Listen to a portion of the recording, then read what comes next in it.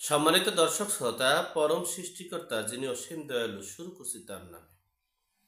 আজকের বিষয় সেনা সমর্থিত ডক্টর ইউনূসের যে বেহাল দশা, সে সম্পর্কে আপনাদের সাথে সংক্ষেপে শেয়ার করছি। দেখেন, এই অন্তর্বর্তীকালীন সরকার গঠনের পূর্বে একটা কথা বারবার মনে পড়ছে, সেটা হলো সেনাপ্রধান বলেছিলেন, এই দেশের সকল দায় দায়িত্ব আমি নিয়েছি, আমার সহযোগীরা মিলে আমরা দেশের শান্তি শৃঙ্খলা বজায় রাখব, দেশের সকল দায় দায়িত্ব আমরা বহন করব এবং দায় দায়িত্ব নিয়েছি।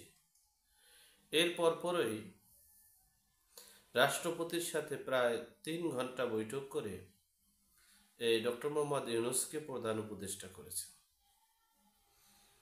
প্রধান উপদেষ্টা করার পর বিএনপি থেকে যে বার্তা দিয়েছিল যে এই ডক্টর মোহাম্মদ ইউনূস হলো আমাদের অন্তর্বর্তীকালীন সরকার,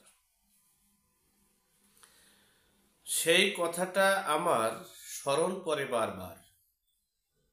সেই 2007 সালের 11ই জানুয়ারি, অর্থাৎ 2007 সালে এই মঈনুদ্দিন ফখরুদ্দিনের এই সামরিক শাসনের সরকার, সেই সরকারকে সমর্থন করেছিল আওয়ামী লীগ।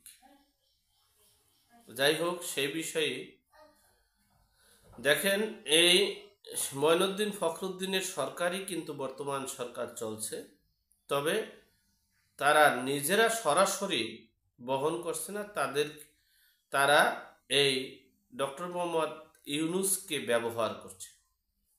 কিন্তু ডক্টর মোহাম্মদ ইউনূস সেটা কতটুকু বুঝতে পারছে কি পারছে না সেটা তার ভিন্ন বিষয়, বিএনপি কতটুকু বুঝতে পারছে কি পারছে না সেটাও ভিন্ন বিষয়। কিন্তু আমরা যেটা বুঝতে পারছি, বিশ্লেষণ করে পেয়েছি, সেটা হচ্ছে এই সেনা সমর্থিত সরকার, সেনা সমর্থিত অন্তর্বর্তীকালীন উপদেষ্টা পরিষদ, সেই উপদেষ্টা পরিষদের যে বেহাল অবস্থা এবং যে কার্যকারিতা, সে বিষয়ে বলছি।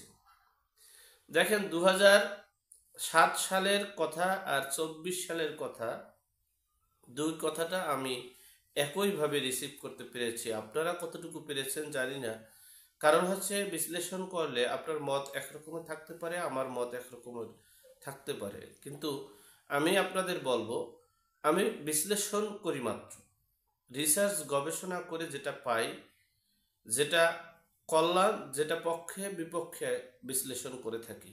বিদেয়ী আপনারা অনেক সময় মনে করেন আজকে বিএনপির চাটুকারিতে হয়েছি, কালকে জামাতের চাটুকারিতে হয়েছি, পরশুদিন আওয়ামী লীগের দালাল হয়েছি, এটা আপনারা ভাবতে পারেন। কিন্তু আমরা সর্বসময় দেশ এবং দেশের জনগণের কল্যাণে কথা বলছি, নির্যাতিত নিপীড়িত জনগণের পক্ষে কথা বলছি। যাই হোক, 2007 সালে শেখ হাসিনা বলেছিল, এই মঈনুদ্দিন ফখরুদ্দিনের সরকার আমাদের সরকার, সকল অন্যায়কারীকে অপরাধীকে বিচারের আওতায় আনা হবে। দেখছেন, বিএনপির অনেক অপরাধীকে গ্রেপ্তার করেছে, তারপর পরই শুরু করেছে আওয়ামী লীগের অপরাধীদেরকে গ্রেপ্তার। এরপরে শেখ হাসিনা এবং খালেদা জিয়া দুজনকে জেলে যেতে হয়েছে। যাই হোক, সেই ঘটনার পরিপ্রেক্ষিতে আমার এই কথাটা এটার সাথে এক সূত্রে গাঁথা হয়েছে এজন্য যে এই ডক্টর মোহাম্মদ ইউনূসকেও বলেছিল বিএনপি যে এটা আমাদের সরকার, সমর্থিত সরকার। এখন দেখা গেছে সেই সমর্থিত সরকার আওয়ামী লীগের অপরাধীদের গ্রেপ্তার করেছে, আওয়ামী লীগের সভানেত্রী ইন্ডিয়াতে চলে গেছে, 2007 সালেও কিন্তু তিনি ইন্ডিয়াতে ছিলেন।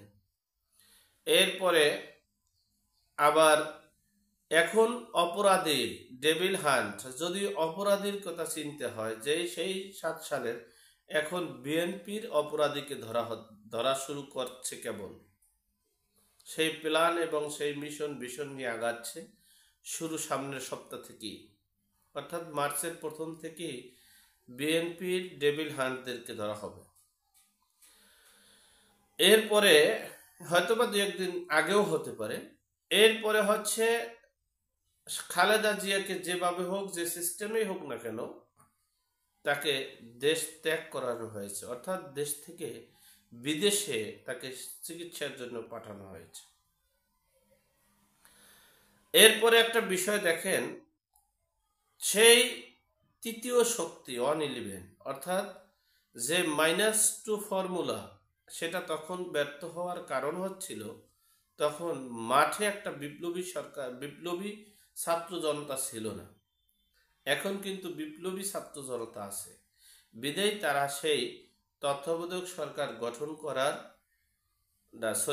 তারা সেই মানে 111 -2 অর্থাৎ 111 করার ফাইনালি চূড়ান্ত ডিসিশন নিয়ে ফেলছে। তবে ডক্টর মোহাম্মদ ইউনূসের অবস্থা ভয়াবহ করছে এই সমর্থিত সেনারা। কারণ হচ্ছে এই দেশের মানুষ আওয়ামী লীগ বিএনপির বাহিরে চিন্তা করে পড়তে পারে না। এই দেশের মানুষ যদি সেটা চিন্তা করত, তাহলে বাংলাদেশে অনেক বিপ্লব হয়েছিল। 1990 সালের বিপ্লব হয়েছে, অনেক কিছু হয়েছে, কিন্তু আওয়ামী লীগ বিএনপির বাহিরে এই দেশের মানুষ এখনো চিন্তা করতে পারে না, কল্পনা করতে পারে না। যাই হোক, বিএনপি কতটুকু কি মনে করেছে জানি না, কিন্তু এটা সেনা সমর্থিত ডক্টর মোহাম্মদ ইউনূসের সরকার, আর সেই ডক্টর মোহাম্মদ ইউনূস আর সেনা সমর্থিত 111 বাস্তবায়নের দিকে যাচ্ছে। আল্লাহ আমাদের সকলকে সঠিক বুঝ দান করার তৌফিক দান করুক, আমিন। আসসালামু আলাইকুম।